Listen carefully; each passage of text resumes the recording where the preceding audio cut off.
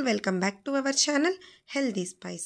ఇవాళ మన ఛానల్లో హనుమత్ జయంతి స్పెషల్ అయిన బెల్లం అప్పాల్ని సింపుల్గా ఈజీగా క్విక్గా ఎలా చేయాలనేది చూపించేస్తానండి. అయితే వీడియోలోకి వెళ్ళే ముందు స్మాల్ రిక్వెస్ట్ ఏంటంటే వీడియోని ఎక్కడా స్కిప్ చేయకుండా చూడండి. అలాగే నా వీడియోకి ఒక లైక్ కూడా ఇచ్చేసేయండి. దీనికోసం ముందుగా ఒక మిక్సింగ్ బౌల్ తీసుకుని దానిలోకి అరకప్పు గోధుమ పిండి, ఒక 2 స్పూన్ల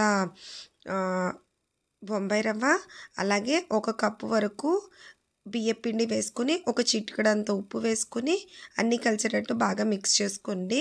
ఇప్పుడు ఒక ప్యాన్ పెట్టుకుని దానిలోకి 1 కప్పు వరకు బెల్లం వేసుకోండి. అలాగే 1 కప్పు వాటర్ వేసుకోవాలి. మీరు తీపి ఎక్కువ తినేటట్టయితే ఇంకొక అరకప్పు బెల్లం యాడ్ చేసుకోండి. ఇప్పుడు ఈ బెల్లం అంతా ఈ వాటర్లో కరిగితే సరిపోతుందండి. ఎలాంటి పాకము రావాల్సిన అవసరం లేదు. ఫ్రెండ్స్, మీరు ఇప్పటి వరకు కనుక నా వీడియోకి లైక్ ఇవ్వకపోతే ప్లీజ్ అండి నా వీడియోకి ఒక లైక్ ఇవ్వండి. ఈ బెల్లం అంతా ఇలా కరిగాక ఇప్పుడు దీనిలో కొంచెం అంతా ఇలాచీ పౌడర్ వేసుకోండి. అలాగే ఒక 2 స్పూన్ల వరకు నెయ్యి వేసుకుని ఇదంతా బాగా మిక్స్ చేసుకోవాలి. మిక్స్ చేసుకున్నాక ఈ బెల్లం అంతా కొంచెం మరగనివ్వండి. బెల్లం వాటర్ని ఎలాంటి పాకం రావడం లేదు, కానీ కొంచెం మరగనివ్వాలి. చూడండి, ఈ విధంగా ఇట్లా మరుగుతున్న టైంలో మనం ముందుగా రెడీ చేసి పెట్టుకున్న పిండి ఉంది కదా, ఆ పిండిని ఈ వాటర్లోకి వేసేసుకోవాలి. మీ ఇష్టం అండి, మీరు సొహంగా యాడ్ చేసుకున్నా పర్వాలేదు, లేదు మొత్తం ఒకటేసారి యాడ్ చేసుకున్నా పర్వాలేదు. నేనైతే 2 టైమ్స్గా హాఫ్ వేసుకున్నాను. వేసుకుని ఈ పిండి అంతా ఈ వాటర్లో కలిసేటట్టుగా బాగా మిక్స్ చేసుకోవాలి. ఇలా మిక్స్ చేసుకుంటున్న టైంలో స్టవ్ని లో ఫ్లేమ్లో పెట్టుకుని మిక్స్ చేసుకోండి. హై ఫ్లేమ్లో పెట్టుకోవద్దు. అలాగే అడుగు మందం ఉన్న ప్యాన్ తీసుకోండి. అప్పుడైతే మనకి పిండి అనేది ప్యాన్కి అడుగంటకుండా ఉంటుందన్నమాట.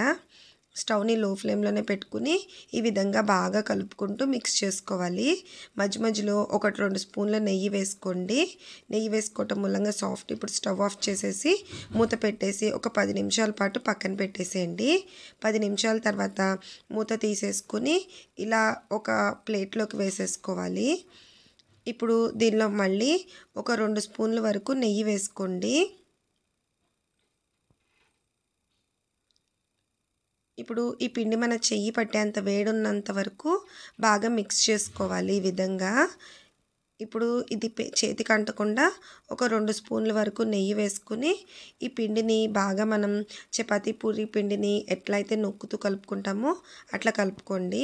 ఈ విధంగా పిండిని చక్కగా కలుపుకుంటే మనకు అప్పాలు అనేవి బ్రేక్ అవ్వకుండా చక్కగా సాఫ్ట్గా బాగా వస్తాయండి.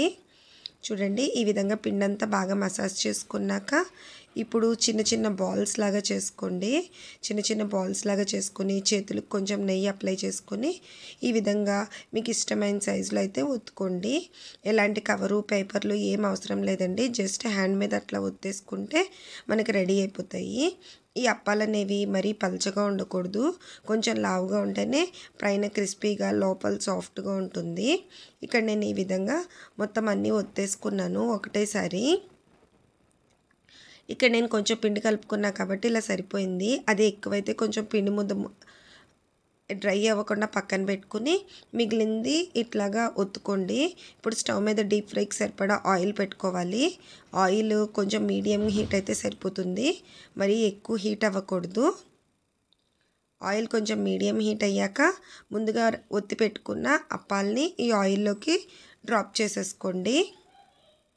ఇక్కడ నేను చిన్న ప్యాన్ తీసుకుంటున్నాను కాబట్టి ఒక 3 అప్పాలు అయితే వేసుకుని స్టవ్ని లో ఫ్లేమ్లో పెట్టుకుని ఫ్రై చేసుకుంటున్నాను.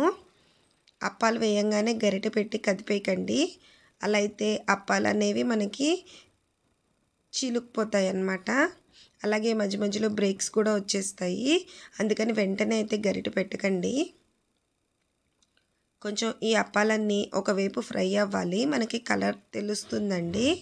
అట్లా తెలిసినప్పుడు స్లోగా రెండో వైపుకి అయితే టర్న్ చేసుకోవాలి. చూసారా ఎట్లా బబుల్స్ వస్తున్నాయో?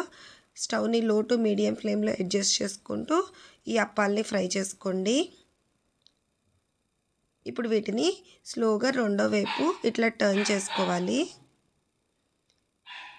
ఇదే విధంగా మిగిలిన అప్పాలని కూడా ఫ్రై చేసేసుకోండి. పిండి కలుపుకోవటంలోనూ ఈ ఫ్రై చేసుకోవటంలోనూ అప్పాలు బాగా రావటం అనేది ఈ రెండిటి మీద డిపెండ్ అయ్యి ఉంటుందండి. వీటిలో ఎక్కడ తేడా జరిగినా కానీ ఈ అప్పాలు అనేవి మనకి బ్రేక్ అయిపోతాయి. అలాగే ఒక్కొక్కసారి ఆయిల్లో చీదేస్తూ ఉంటాయి అన్నమాట. ఇప్పుడు వీటన్నిటిని ఆయిల్లోంచి సపరేట్ చేసేసుకుంటున్నాను. ఆయిల్లోంచి సపరేట్ చేసుకునేటప్పుడు ఈ అప్పాలు అయితే చాలా సాఫ్ట్గా ఉంటాయి. సో జాగ్రత్తగా చూసుకుని సపరేట్ చేసుకోండి. అలాగే మిగిలిన అప్పాలు కూడా వేసేసుకుని సేమ్ ఇదే మెథడ్లో అయితే నేను ఫ్రై చేసేసుకున్నాను. ఇంతే అండి, ఆయిల్లోంచి సపరేట్ చేసేసుకున్నామంటే ఎంతో టేస్టీ అయిన బెల్లం అప్పాలు అయితే రెడీ అయిపోతాయి. వీడియో నచ్చితే like, share and subscribe. Thanks for watching.